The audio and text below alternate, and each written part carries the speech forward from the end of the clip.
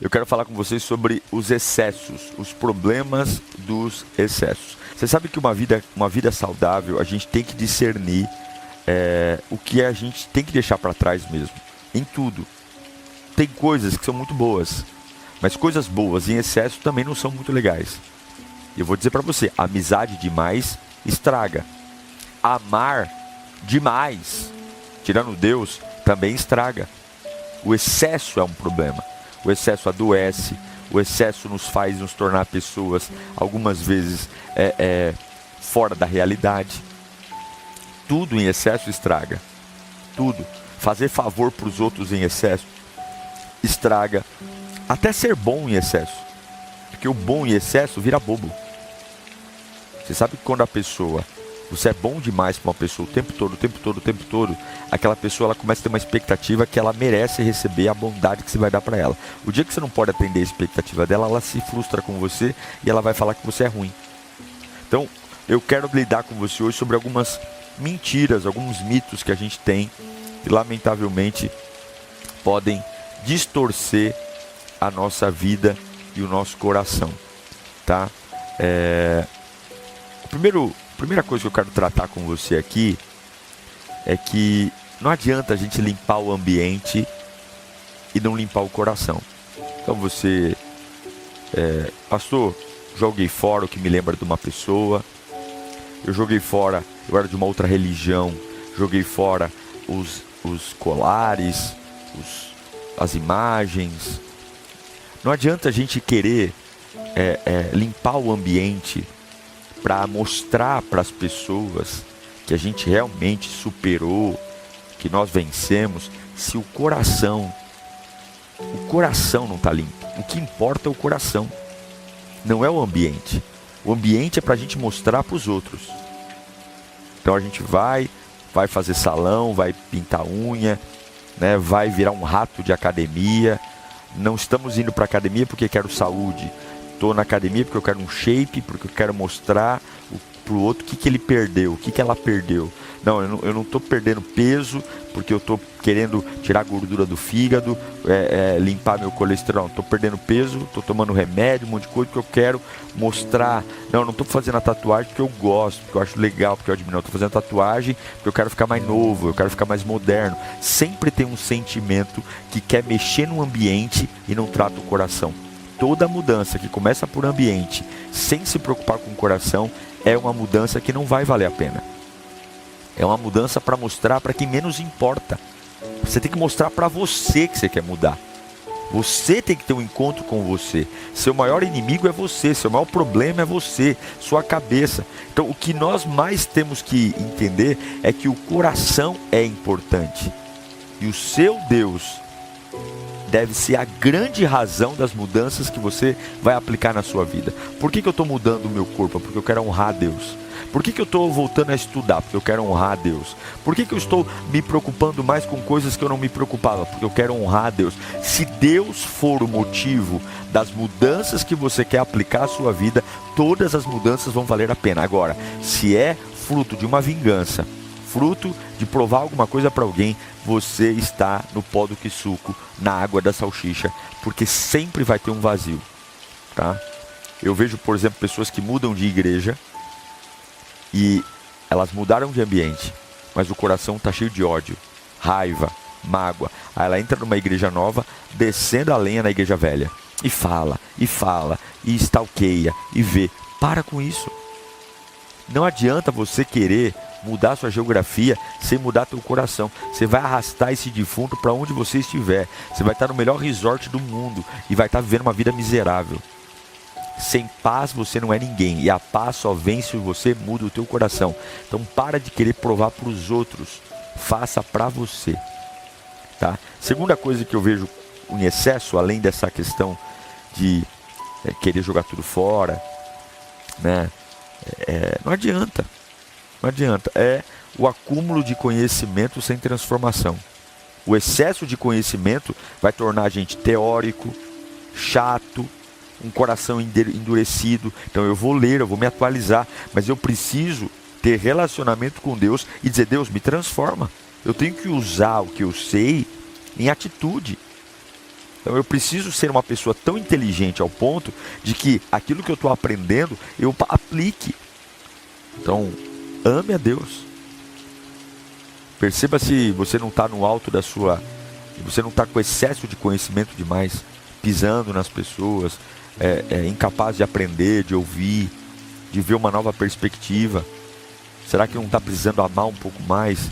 Então, o acúmulo de conhecimento sem transformação é inútil. É inútil. Outra coisa que eu quero...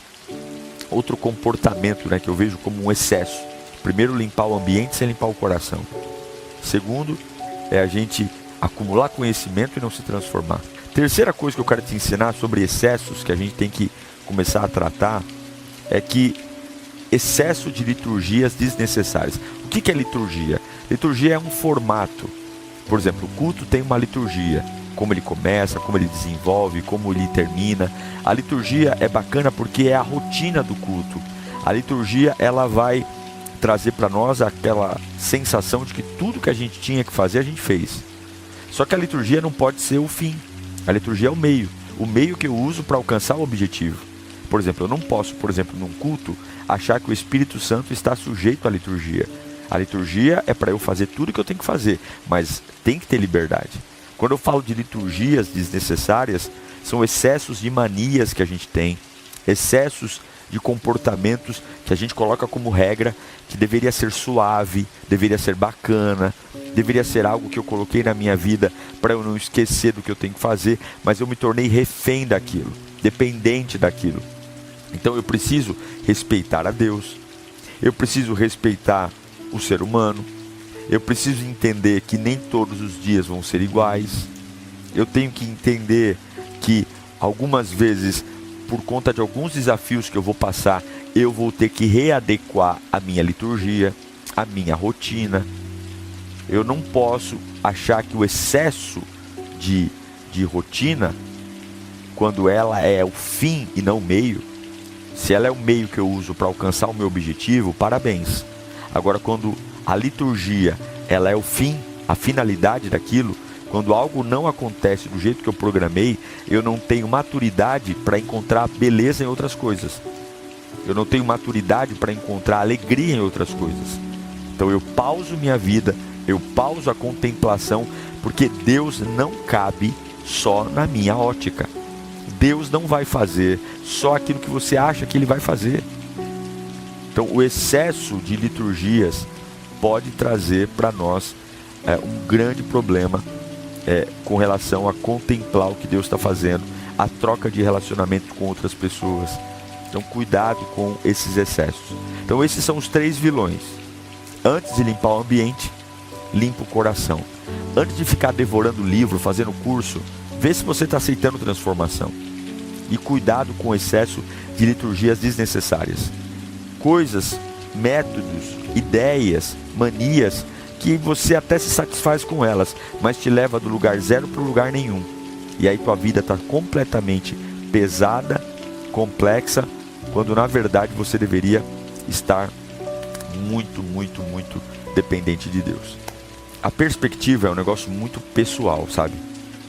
Então eu posso estar olhando para o negócio e falar assim, puxa, é um problema. E outra pessoa está olhando para a mesma coisa e falar, puxa, é uma oportunidade. A perspectiva é muito subjetiva. Por isso que a gente alcança lugares diferentes. Porque aquilo que para uns é um fracasso, para outros pode ser uma oportunidade. Então a gente tem que entender que quando eu faço da minha verdade uma verdade absoluta, eu posso estar impedindo a minha mente de conhecer o contraditório e uma nova chance. Então tenha seus valores, tenha seus princípios. Claro, não seja uma pessoa volúvel que fica ouvindo qualquer coisa e muda de ideia. Mas entenda que por mais inteligente que você seja, por mais cuidadoso, por mais dedicado, você nunca vai ter um olhar completo de tudo. E pode ser que uma pessoa ao seu lado esteja contemplando algo que você não esteja vendo. Então, o excesso de regras e liturgias, de manias, pode me pausar no crescimento. Tá bom? Eu aprendo com todo mundo. Você tem que aprender com quem está em cima, com quem está embaixo, com quem está do lado. Então, esses costumes, quando eles ficam enraizados na nossa vida, limpar ambiente, não limpar coração, ter mais conhecimento do que transformação, e excesso de liturgias desnecessárias, tudo isso vai minguando a minha fé. E aí eu não vou percebendo que o meu coração não vai avançar. Eu vou te dar algumas dicas aqui sobre como fazer isso, como cortar esses excessos. Então, primeira coisa, compreenda que Deus te deu um espírito e esse espírito te dá discernimento. A gente tem que começar a entender, através do Espírito de Deus, o que é que está em excesso na nossa vida. Então, o impacto das minhas escolhas hoje define o meu amanhã. Então, peça a Deus na sua oração: Deus, onde é que eu estou demais? Onde é que está em excesso? Então, essa reflexão na oração, no alinhamento diário, Deus vai te ajudar. Deus vai te mostrar. Se tiver uma cegueira, sabe, tiver um negócio que é uma venda nos olhos, a gente não enxerga. Eu posso, não é sobre pode e não pode. Pode. Paulo está falando, você pode tudo. Mas tem coisa que está te judiando. Eu tenho que olhar para a minha vida e ver o que não está me fazendo bem. Você tem que ter essa crise. Pô, pastor, não é porque você está acostumado a fazer que está fazendo bem. Não é porque você sempre fez que está fazendo bem. Não é porque isso é confortável para você que está fazendo bem. Então, ter essa reflexão e pedir ao Espírito, Deus, Espírito, me dá discernimento. Eu quero enxergar o que é. Segunda coisa, para viver os excessos, tenha disposição em servir. Servir o outro, servir o próximo. Ter uma vida, quando você serve, você trata a sua humildade. Quando você serve, sabe, faça chuva, faça sol, você entende que o servir é um estilo de vida. Eu percebo que quando a gente tem compromisso com o que a gente ama, a gente simplesmente vai. A gente serve, a gente faz o que tem que ser feito. A gente para de resenha. A gente para com esses excessos, com essas questões que nos paralisam, que só adoecem a gente. Então sirva a sua família. Se você recebeu grosseria, não devolva a grosseria. Se você recebeu deslealdade, não devolva a deslealdade. Recebeu cara feia, devolva com um sorriso. Porque você vai fazer para o outro não o que o outro merece, mas o que você quer receber do outro. Ah, pastor, mas isso aí é ser trouxa, ser otário. Então você não é um cristão. Você não é um cristão. Eu aprendi a duras penas que o silêncio é a arte dos que pensam e o falatório é a arte dos que não pensam. Eu aprendi que algumas coisas simplesmente não merecem resposta. Eu aprendi que algumas situações não merecem. Tem respostas que nunca estarão à altura de uma agressividade. A única coisa que é superior a uma agressividade é o silêncio. Porque há pessoas que simplesmente decidiram ver a vida pelo ponto de vista delas. Então é o silêncio. Então o que Jesus está dizendo? Você não vai devolver para o outro o que o outro merece. Você vai devolver para o outro o que você quer receber. Se não te dão respeito, dê respeito. Se não te dão ajuda, dê ajuda. Isso vai tirar de você os excessos. Excesso de raiva, excesso de justiça própria, excesso de vingança, excesso de raiva, excesso de ódio. Então eu falei para você sobre ter um espírito que tenha discernimento, disposição para servir. E última coisa, tenha uma esperança que você não é essa situação. Então quando eu vejo que o dia de hoje pode ser ruim, mas amanhã pode ser bom. Deus ressignifica. Eu já vi situações muito amargas virarem trampolim de milagres. Eu já vi ambientes de vergonha virarem ambientes de honra. Eu já vi muitos venenos virarem antídotos. Então hoje eu não entendo, mas amanhã eu vou entender. Hoje não está bom, mas amanhã vai ficar bom. Hoje eu me sinto triste, mas amanhã eu vou me levantar porque o meu Redentor vive. Não deixe que o natural seja maior que o sobrenatural. Então a esperança tem que ser maior que a circunstância. Não é positivismo, é fé. Fé não tem nada a ver com otimismo. Fé tem tudo a ver com verdade. A fé é o firme fundamento das coisas que eu não vejo, mas eu espero. Então não vem dizer para mim que a fé é uma sensação. Não. Não vem dizer para mim que a fé é um pensamento positivo. Não. Não vem dizer para mim que a fé é uma alegriazinha. Não. A fé é uma certeza. Eu tenho certeza. Deus cuida de mim. Vai ficar... É uma certeza. Eu tenho certeza. Eu tenho certeza que 2 mais 2 são 4. Eu tenho certeza que tem oxigênio nessa sala, por isso que eu estou respirando. Eu tenho certeza que tem uma câmera na minha frente. Eu tenho certeza que tem uma mesa aqui. Eu tenho certeza que eu não serei envergonhado. Eu tenho certeza que Deus vai cuidar de mim. Eu tenho certeza que Deus é o meu amparo. Deus é o meu conselheiro. Deus é o meu amigo. Eu tenho certeza. Não tem nenhum nenhuma conversa fiada de algum besta que vai chegar perto de mim e dizer o contrário. Deus tem a fonte da vida. Graças à tua luz, vemos a luz. Graças ao que há nele, o que é luz? Luz é clareza. Luz é caminho aberto. Como é que você vai encarar o luto na escuridão? Deus não vai sair do caminho dele para ir para o seu caminho de desespero. Deus não vai levantar do trono dele para descer no chiqueiro que a gente quis entrar. Quem tem que tomar vergonha na cara não é Deus. Deus é poderoso, sou eu. Então esses excessos estão escondendo a grande verdade. Qual é a grande verdade? Eu não tenho discernimento espiritual, eu não tenho um coração servidor e, principalmente, eu não consigo ter esperança quando as coisas não acontecem do jeito que eu não queria.